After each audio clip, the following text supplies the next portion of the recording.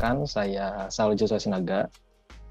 Saya akan presentasikan pertama dari pendahuluan dulu, yang mana saya bagi 3, ada pendahuluan, ada project section-nya data engineer, sama project section-nya data science. Di pendahuluan, saya memiliki konteks, yaitu pasar yang besar dan investasi yang lebih baik, dalam untuk mobil bekas gitu. Yang dimana latar belakangnya itu karena mobil bekas ini memiliki pasar yang besar dan banyak orang-orang yang membeli mobil bekas ini, salah satunya karena untuk investasi yang lebih baik dan masih worth it gitu dibanding membeli yang baru. Sama alasan utama juga kenapa mobil bekas ini menjadi pasar yang besar, karena pada akhirnya jika kita membeli mobil yang baru di lain waktu yang kedepannya, mobil tersebut akan berkurang gitu sebesar 30% dari harga asli pertama kali kita jual. Dan juga banyak sekali penipuan atau skema penipuan di market, di pasar, yang membelinya dalam mobil bekas ini adalah kesalahan dalam memberikan harga, penipuan dalam harga, yang dimana harganya mungkin dijadikan lebih tinggi ataupun malah harganya jauh di bawah yang seharusnya gitu. Dan ini end to end data arsitektur saya dari proses data engineer sampai dengan BI dan data science. Yang pertama saya menggunakan data, saya diambil dari mobil123.com, mobil123.com, yang dimana saya scraping datanya, saya ambil beberapa data yang saya butuhkan, saya simpan dalam bentuk CSV, beberapa CSV, lalu saya ingestion atau saya simpan, saya upload ke dalam blob storage. Di blob storage ini saya melakukan pipeline ke SQL database-nya Azure. Dari SQL database-nya Azure ini saya melakukan transformasi dan preparation ETL di sini, tetapi saya menggunakan UI-nya Microsoft SQL Server SSMS karena UI-nya lebih nyaman dipakai oleh saya. Dan saya setelah selesai melakukan staging, saya melakukan pipeline lagi untuk ke data warehouse-nya. Semua ini saya lakukan di environment-nya Azure Data Factory. Setelah data warehouse-nya jadi dan data mart-nya juga sudah jadi, saya gunakan data mart tersebut untuk business intelligence menggunakan Tableau dan data science menggunakan Python.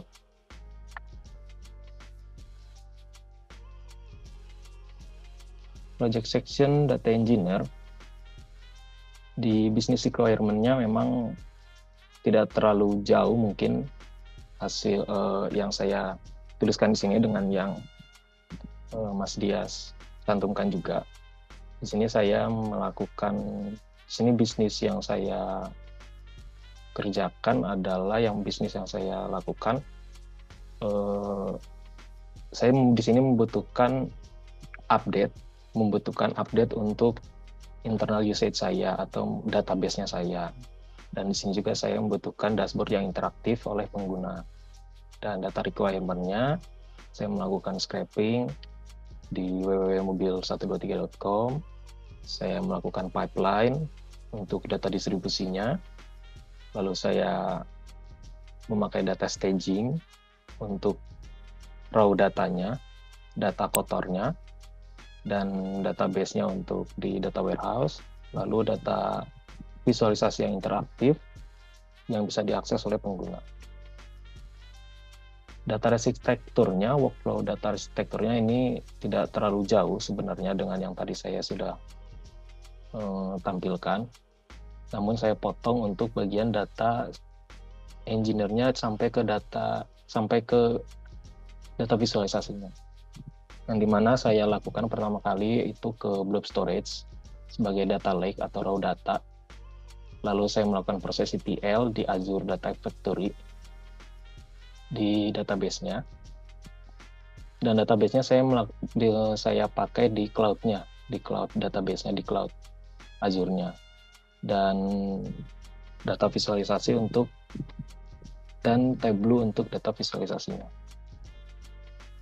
Lalu saya membuat model data warehouse-nya itu dengan menggunakan star schema dengan pendekatan inmon, karena di sini saya masih memiliki jumlah tabel yang sedikit dan data yang sedikit juga.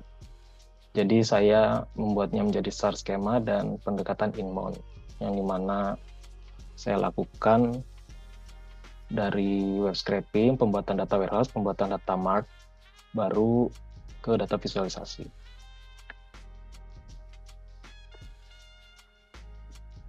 Untuk flowchart-nya,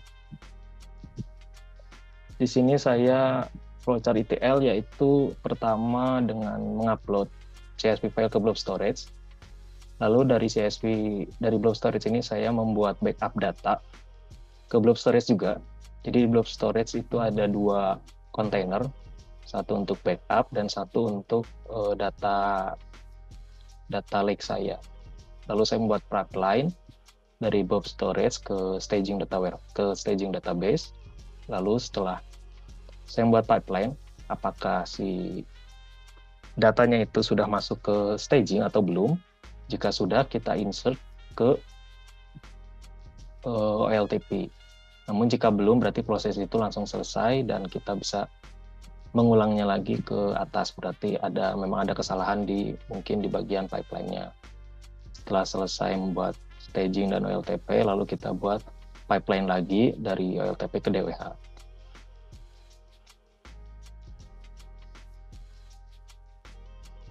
Untuk dashboard view yang saya bikin, di sini sebenarnya saya bikin ada 3 dashboard. Namun yang saya tampilkan di sini adalah untuk EDA-nya, Exploratory Data Analysis Dashboard-nya, di mana saya menampilkan rata-rata harga yang tertera di website berdasarkan brand, lalu perbandingan antara harga dan jenis bahan bakar, lalu kategori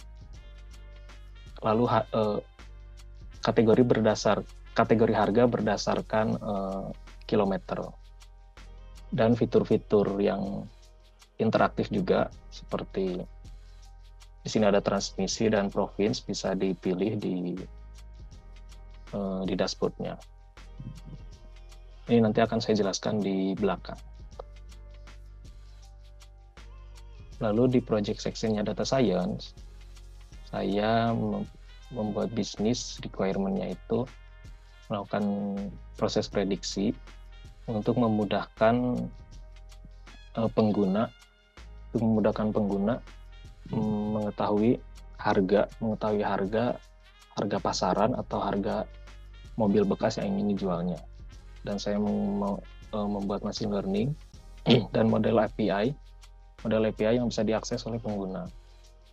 Data requirement-nya di sini saya scraping melalui website mobil123.com dan mencari model yang terbaik untuk prediksi. Data set key information-nya ini atribut awal ada 14 atribut yang belum saya split datanya, dan pada akhirnya saya memakai 12 atribut untuk melakukan machine learning. Di workflow-nya saya melakukan data koleksi, lalu saya eksplorasi data analis, saya lihat statistiknya, lalu setelah itu saya ke feature engineering, ke pre-processing seperti missing null, harus apa yang saya lakukan untuk value data yang hilang, lalu saya pilih modelnya. Setelah saya pilih modelnya, saya lakukan evaluasi dan membuat API menggunakan Fast API dan dijadikan publik memakai ngrok. Untuk flowchart machine learning-nya, saya mulai dari read data, lalu saya melakukan statistik deskriptif, setelah itu saya cek null value-nya, setelah saya cek, saya melakukan solusi untuk missing value-nya, lalu saya labelin tiap data saya, lalu saya split data, setelah saya labelin, saya split data, dan saya buat modelnya. Saya buat model dan saya pilih model yang baik, dan setelah itu saya setelah mendapatkan hasil akurasi yang tinggi dari model saya pakai Pickle untuk nge-save model saya ke model machine learning saya, dan saya buat API menggunakan Fast API. Ini beberapa eksplorasi data analis yang saya buat. Seperti ini box plotnya berdasarkan harga, berdasarkan tahun, dan berdasarkan transmisinya. Bisa dilihat ternyata dari mobil yang dijual di website tersebut, dari tahun yang paling bawah sekitar 1950-an, ternyata memiliki peningkatan yang drastis gitu. Ini bisa terjadi karena memang banyak di website tersebut yang menjual, ini bukan karena harganya yang melambung tinggi, tetapi memang jumlah data yang ada di website tersebut semakin banyak tiap tahunnya gitu. Mobil yang tertera, mobil tahun keluaran yang tertera di website tersebut ternyata makin kesini makin naik gitu yang dijualnya. Jadi sehingga mengalami peningkatan. Dan ini kategori berdasarkan provinsi. Provinsi yang paling banyak ternyata di website Mobil 123 yang dijual itu ada di Provinsi DKI Jakarta, Jawa Barat, dan Banten. Sangat signifikan sekali perbandingannya dengan yang lain gitu, jumlahnya. Bahkan ada yang hanya 2, seperti di Kepulauan Riau hanya 2 yang dijual di sana gitu, di website Mobil 123. Ini heatmap korelasinya. Jika dilihat dari korelasi, ternyata korelasi yang paling tinggi dengan price itu ada di engine dan ada di power, mencapai 73% dan 55%. Kenapa ini bisa tinggi? Menurut saya karena data yang saya punya ini memang belum komplit gitu. Data yang saya punya ini, data yang ada di website Mobil 123 ini memang korelasi yang paling tingginya hanya di engine dan power. Mungkin seharusnya jika kita membuat rekomendasi harga, seharusnya jarak tempuh dari transmisi dan dari tipe bahan bakar itu seharusnya sangat mempengaruhi, terutama dari tahun dan dari jarak tempuh. Tetapi kenapa di sini bisa korelasinya kecil? Karena memang data tahunnya ini saya hanya di website tersebut memang hanya ada tahun pembelian si customernya gitu. Jadi jika ada orang yang membeli mobil tersebut tahun 2020, ya itu yang dipakainya gitu. Dan tidak ada tahun produksinya. Tidak dicantumkan tahun produksinya kapan, hanya mencantumkan tahun pembelian. Jadi si tahun ini tidak terlalu banyak memiliki korelasi. Dari hasil model yang saya buat, saya membuat sebenarnya ada 7 model. Yang pertama ada linear regresi dan menggunakan klasifikasi random forest. Di random forest ada random forest, ada decision tree, ada extractive regressor, ada ADABUS, dan lain-lain. Ternyata dari model yang saya buat, modelnya extractive regressor ini paling tinggi dalam training dan akurasi tesnya, 99% dan 98%. Sebenarnya dari mulai decision tree sampai random forest pun sudah tinggi dia, sama bahkan nilainya. Tetapi RMSE-nya, root mean square error-nya paling kecil itu ternyata ada di extra tree regressor. Setelah saya lihat ternyata extra tree regressor ini memiliki model yang sebenarnya yang kurang lebih sama kayak random forest modelnya itu. Algoritmanya itu kurang lebih sama, tetapi extra tree regressor ini ternyata dia lebih cepat dalam menghitungnya gitu. Yang saya baca seperti itu. Dan saya menggunakan Fast API untuk API-nya, API yang telah diajarkan kemarin juga. Saya di sini memakai parameter transmisi, full type, color, province, cars-nya apa, power-nya berapa, engine-nya berapa, door-nya berapa, seat, mileage, dan year-nya. Seperti itu untuk presentasi dari PowerPoint ini. Lalu saya akan menjelaskan end-to-end dari final project yang saya kerjakan. Mungkin pertama saya akan jelaskan dari dashboard view yang saya kerjakan. Di sini ada dashboard view, saya ada bikin 3.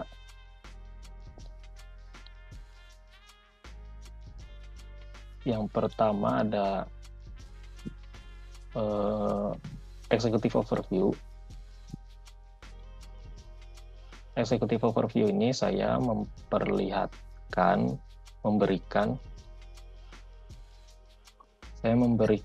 informasi. Masalah, ini akses ke publik atau enggak? Ke publik, Mbak. Ini enggak ke share screen. Masih di slide. Oh ya Mbak, sorry Mbak. Ini udah Mbak? Oke, sudah. Oke, mohon maaf sebelumnya. Di sini saya membuat dashboard executive overview yang dimana dashboard di sini memperlihatkan total jumlah mobil yang ada di data saya, rata-rata kilometernya berapa, rata-rata horsepower-nya, dan rata-rata harga yang ada di data saya. Di sini saya memperlihatkan kepada pengguna di mana saja mobil-mobil yang dijual atau di mana saja mobil-mobil yang dijual di provinsi mana saja di Indonesia.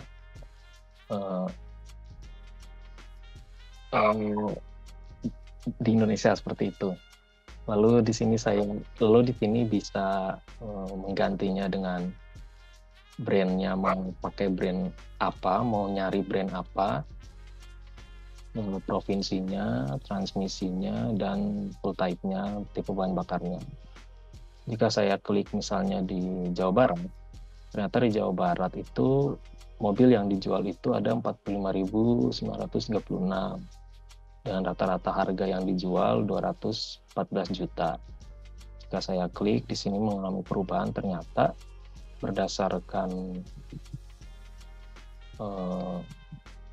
berdasarkan jumlah mobil, berdasarkan harga, mengalami peningkatan di medium cars, di harga yang medium di tahun 2010 sampai dengan tahun 2020. Di sini saya bagi menjadi 3, ada low price, medium price, dan expensive price.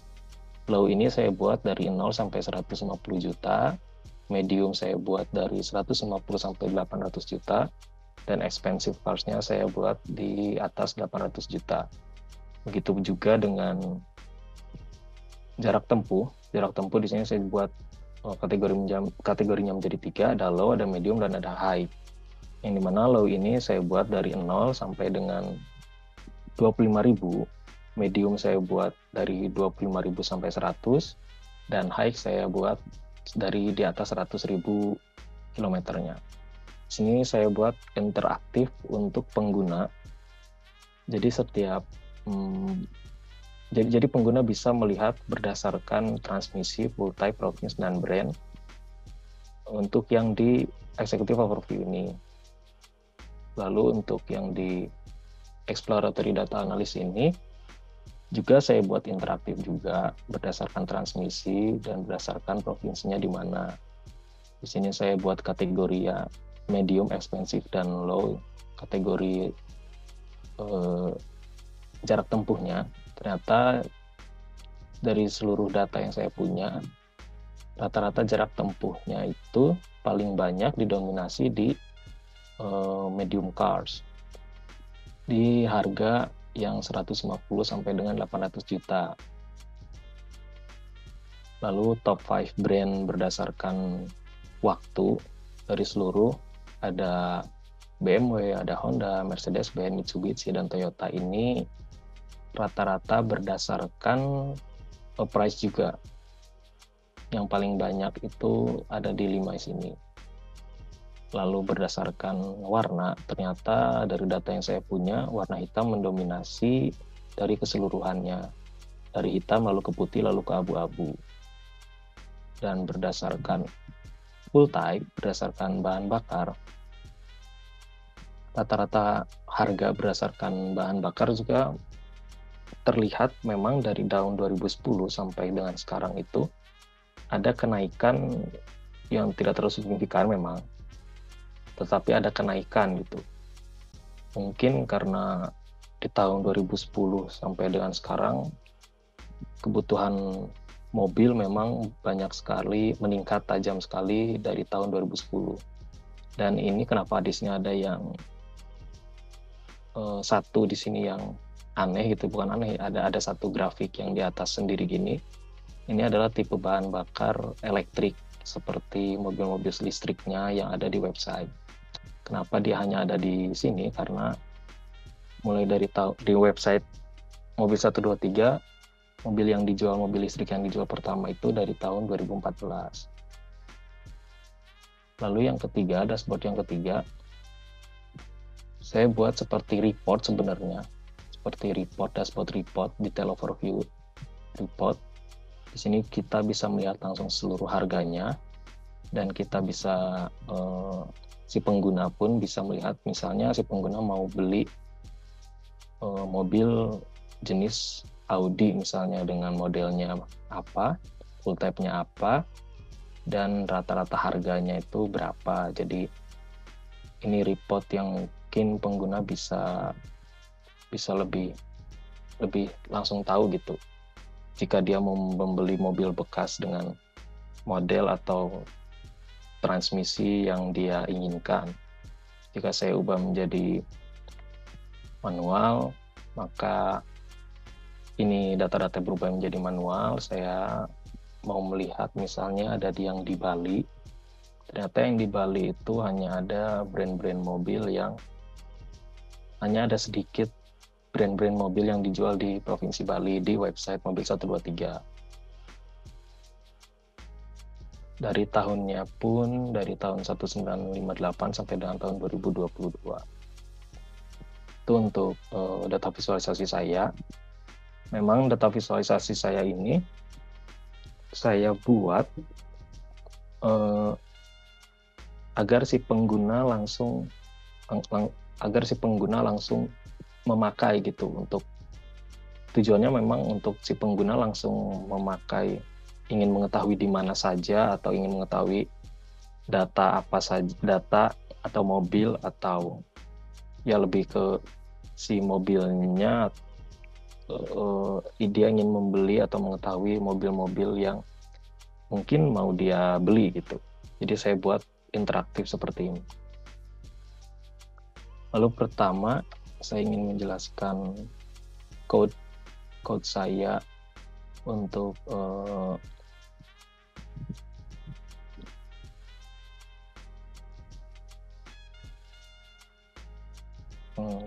untuk scraping.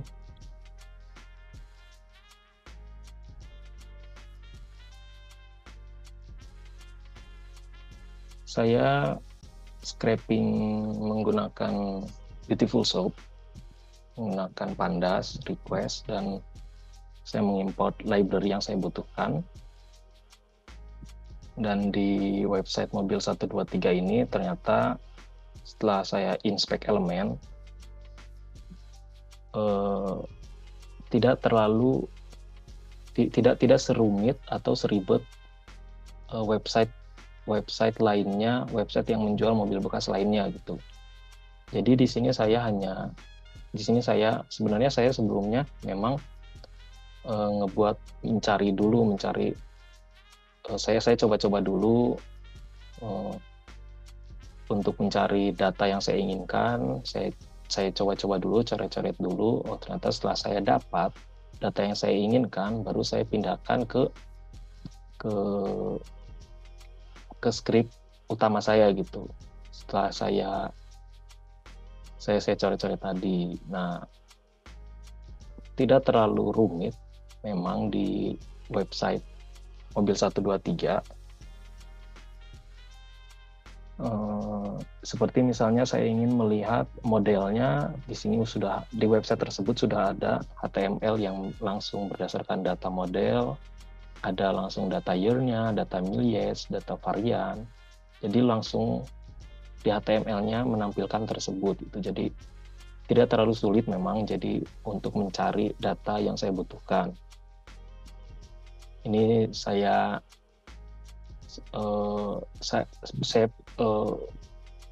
skrip saya ini ada pagination-nya, ada page-nya. Jadi saya melakukan looping berdasarkan tiap brand, berdasarkan tiap ngeklik yang ingin saya ambil gitu. Mungkin kita lihat dulu website-nya. Jadi saya membuat skripnya berdasarkan setiap ngeklik ini dan berdasarkan page yang di bawah sini, satu dan sampai terakhirnya. Ini memang skripnya sangat statis, karena di sini saya harus melakukan loopingnya itu manual. Di sini saya ada for n in range di sini untuk page-nya. Jadi saya harus setiap saya selesai ngambil data berdasarkan page, setelah selesai misalnya 5 page sampai 10 page, lalu saya ganti lagi range-nya sampai dengan data yang saya butuhkan ada berapa gitu. Setelah itu saya save ke dalam CSV menggunakan Pandas Data Frame. Ini untuk scraping-nya. Lalu untuk proses data engineer, di sini saya menggunakan Azure Portal, menggunakan cloud-nya Azure. Pertama, saya buat resource group-nya dulu. Saya buat resource group, baru saya membuat SQL server-nya, server SQL-nya, dan di dalam SQL server ini saya membuat database-nya. Untuk pertama, ada blob storage namanya, mungkin kalau di AWS itu ada S3 bucket. Di sini saya buat 2 kontainer. Yang pertama untuk backup dan yang kedua untuk menyimpan data saya. Kenapa di sini di data yang sini tidak ada datanya, karena langsung saya backup ke kontainer untuk backup ini. Jadi setelah saya melakukan pipeline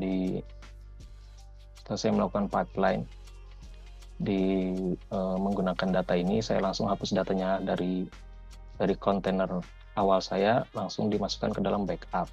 Oh ya, sebelumnya saya mendapatkan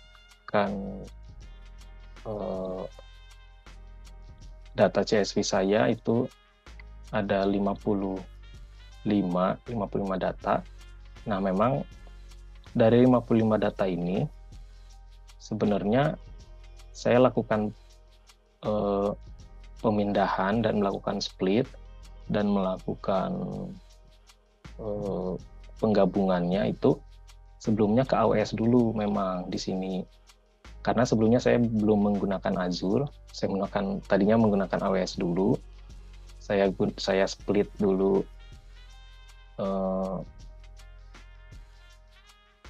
saya bikin di sini saya nge-split dulu dan nyatuin dulu semua datanya ke dalam AWS S3 bucket. Jadi saya upload dulu semua tadi 55 filenya itu ke dalam S3 bucketnya, lalu saya gabungkan dan jadi data master. Dan di data master ini ternyata data saya ini belum ada harganya, karena harganya tidak bisa diambil. Saya tidak bisa mengambil harga di website Mobil 123 karena harganya sudah di encoding gitu. Jadi setiap saya mau ngambil ke encoding gitu. Dan ternyata setelah saya cari ada yang menampilkan harga, yaitu di display title, di bagian display title-nya. Di bagian line text-nya. Dia mencantumkan harga seperti ini gitu. I'm interested in your car, misalnya Aston Martin dengan harganya segini. Nah, dari sinilah saya bisa mengambil price tiap mobil atau tiap URL. Saya melakukan regex menggunakan transform ini. Tapi sebelumnya saya memang melakukan ini itu ke AWS. Jadi di AWS gitu. Jadi udah selesai di AWS, sudah saya regex, dapat yang ada price-nya. Nah, setelah ini saya ke Azure. Memang karena sebelumnya itu saya memang mau pakai environment-nya AWS, tapi ternyata kebetulan ada Azure dan saya sudah terlanjur bikin semuanya di AWS. Jadi saya hanya melakukan split data dan melakukan regex, mendapatkan harga itu di AWS. Lalu setelah itu selanjutnya saya menggunakan environment-nya Azure semua. Setelah itu dari blob storage saya melakukan pipeline ke database saya. Di sini saya bikin 2 database. Ada database-nya staging dan ada database-nya DWH. Dari blob storage saya melakukan pipeline untuk memindahkan ke database ini. Saya bikin di sini ada skema staging. Sebelumnya saya buat dulu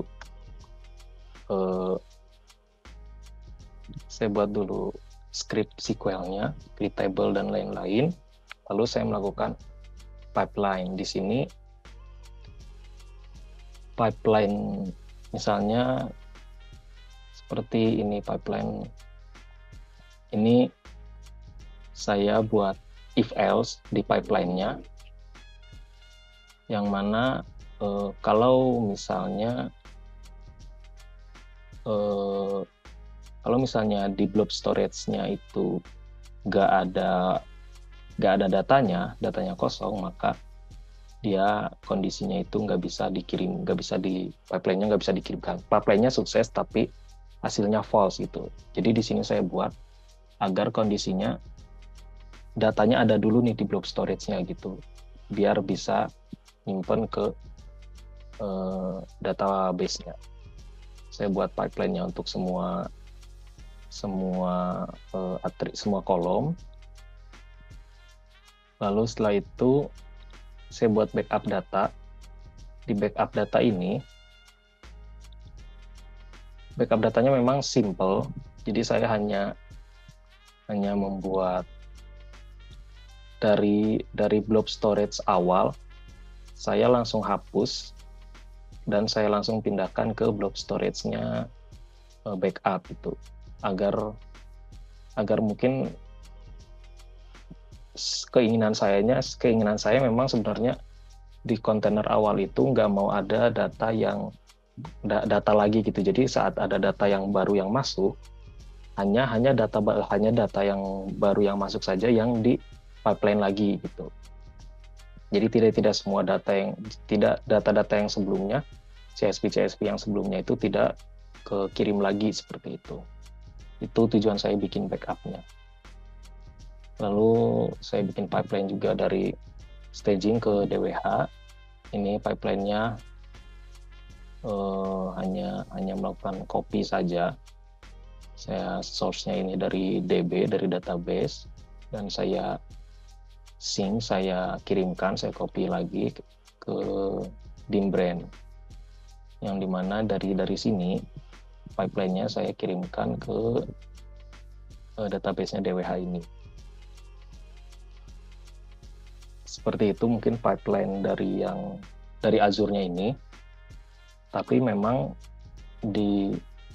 sebelum ke pipeline-nya ini, saya ngebikin semuanya ini melakukan query gitu. Memang ini kesalahan saya. Jadi database saya ini, pipeline saya ini tidak bisa di trigger atau tidak bisa di schedule karena saya melakukan pemindahan datanya ini melakukan insert into dan join table seperti dari staging ini. Dari staging ini saya lakukan pemindahan semua ke OLTP ini, melakukan full query SQL. Jadi insert into sambil left join, insert into select form, sampai di data di OLTP-nya ini jadi gitu. Nah, setelah dari OLTP, saya buat DWH-nya menggunakan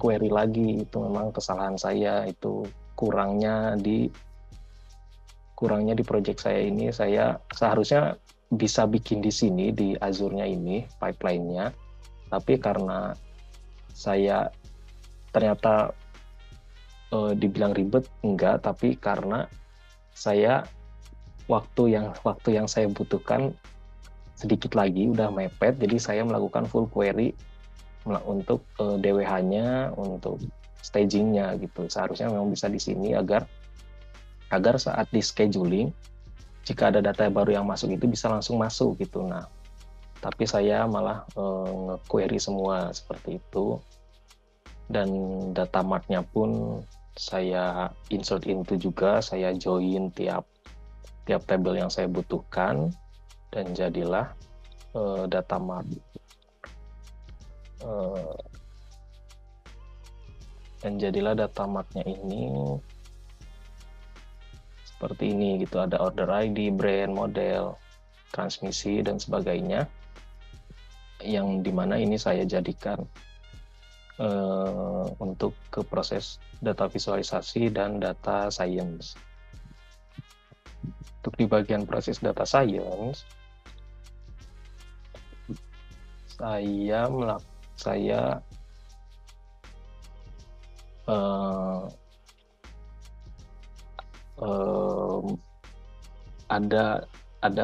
ada beberapa yang saya kerjakan data science ini, seperti pertama import library yang saya butuhkan. Di sini ada library untuk machine learning-nya. Banyak memang karena saya menggunakan beberapa model untuk perbandingan. Lalu saya load datanya. Setelah saya load, ini hasil yang tadi dari data mart saya. Sebelum dari sini, saya itu melakukan split data. Saya melakukan split data, langsung split data dari data train dan data test. Jadi saya nge-split data dulu, data test dan data train, yang dimana data test ini tidak ada price-nya. Yang dimana nanti ini data test-nya akan saya buat, akan menghitung price di data test-nya ini gitu. Dan ini submission itu hasil dari price yang udah dihitung di data test tadi. Setelah saya read, saya nge-read datanya. Saya read data untuk train data dan test data. Setelah saya read, saya melakukan tahap data understanding, melihat apakah ada yang null atau tidak. Ternyata memang tidak ada yang null pada saat read data. Namun setelah saya melihat, setelah saya melakukan data preprocessing seperti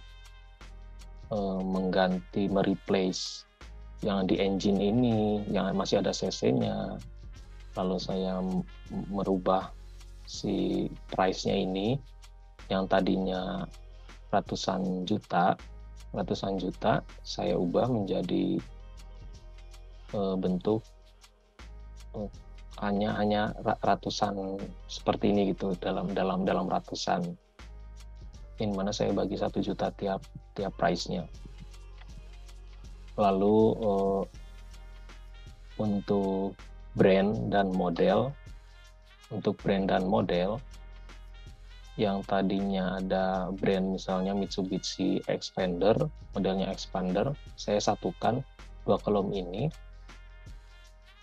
menjadi cars gitu, jadi saya satukan semuanya.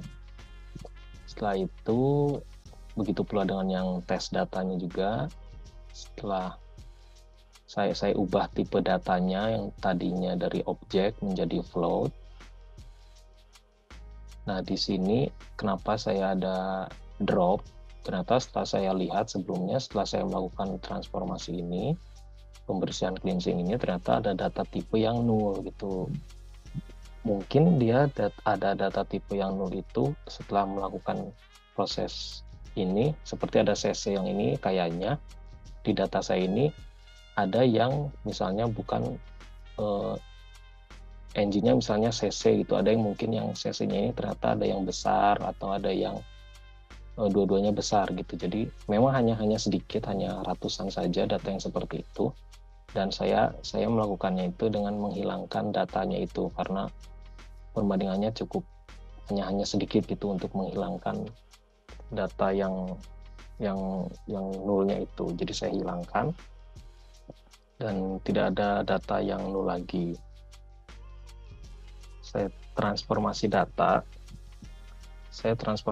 data ini dengan yang tadi objek itu saya kasih label, saya labelin, saya kasih kategori dengan fungsi nparray data train to column. Saya kasih label menggunakan label encoder. Setelah dilabelin, dapatlah hasilnya itu final train ini. Saya bikin datanya namanya final train dengan seperti ini gitu. Lalu setelah jadi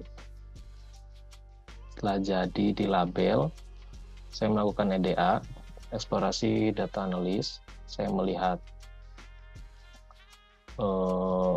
distribusinya. Saya melihat distribusi datanya. Ternyata yang distribusi price ini tidak normal, tapi dia cenderung ke kiri. Lalu saya melihat data yang keluar dari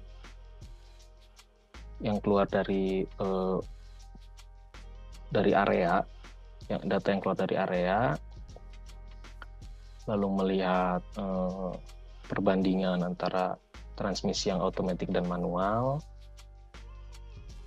lalu melihat data di tiap provinsi, melihat data berdasarkan tipe bahan bakar, lalu ini pun hanya memperlihatkan box plotnya berdasarkan tipe bahan bakar, berdasarkan transmisi. Di sini saya tidak banyak melakukan transformasi di bagian EDA ini. Saya hanya banyak memperlihatkan eh, visualisasi statistiknya. Seperti ini korelasinya, dan melihat yang tadi, data yang tadi agar lebih nyaman dilihat, saya bikin seperti ini, lalu melihat berdasarkan yang tadi pun saya bikin bar chartnya berdasarkan tahun. Paling banyak memang dijual itu mobil yang pembeliannya itu di tahun 2019. Lalu saya bikin perbandingan yang tadi yang sudah saya jelaskan di awal. Ini perbandingan berdasarkan provinsi juga, dan ini overview untuk melihat distribusi datanya tiap kolom saya. Lalu saya split datanya menggunakan fungsi.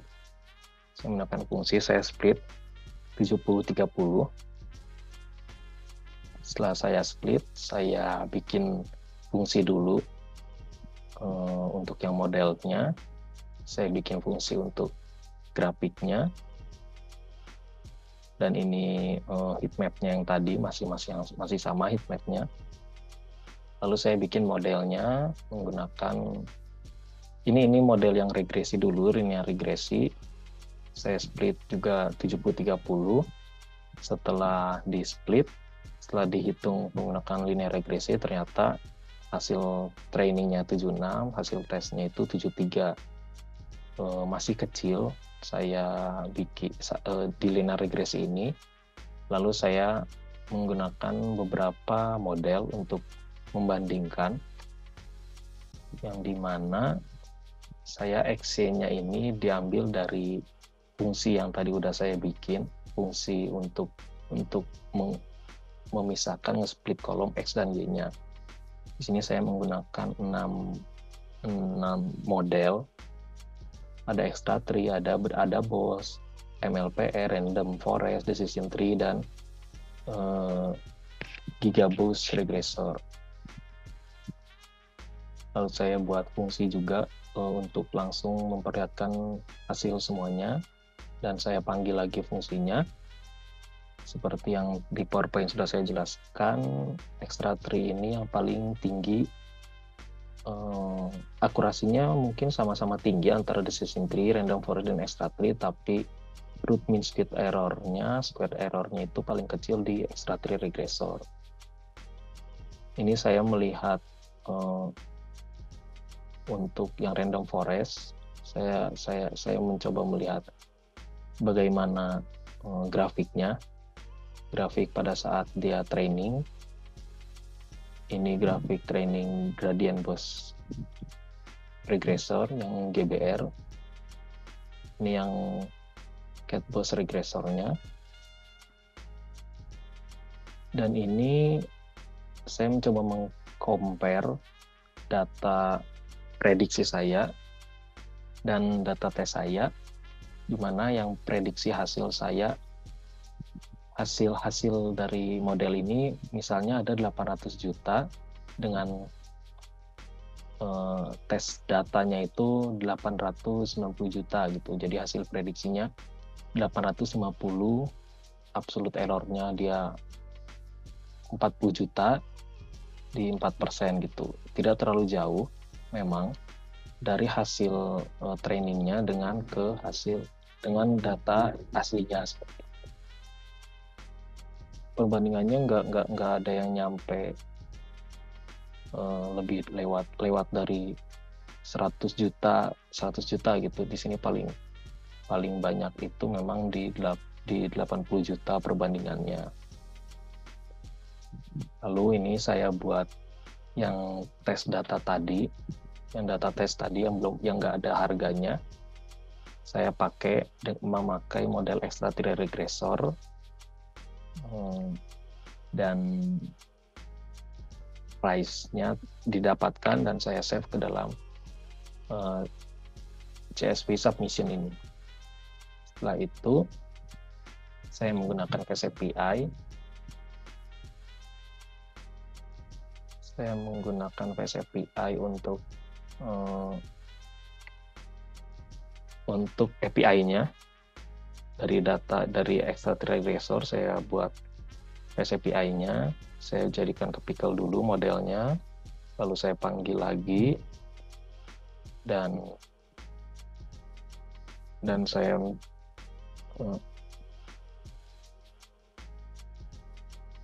dan dicoba dilihat di websitenya itu, mungkin bisa dicoba untuk semuanya. Ini Fast API-nya. Di sini ada get nama, dan di sini ada post. Jadi di sini memang kekurangan saya itu karena saya sudah ngelabelin semua data saya. Jadi data yang dimasukkan untuk ke modelnya pun berupa numerik lagi gitu.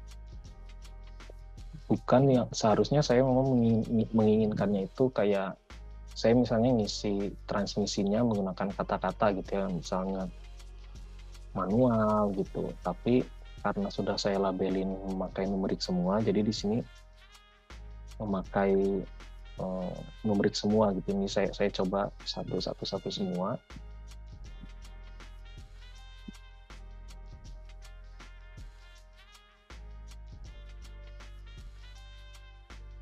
Saya execute. Memang dia mengeluarkan hasil. Rekomendasi harganya 392 juta. Karena di sini saya memberikan nilai satu semua dan tahunnya tahun 2020 gitu. Nah, di sini memang kekurangannya itu seharusnya seperti cars kan.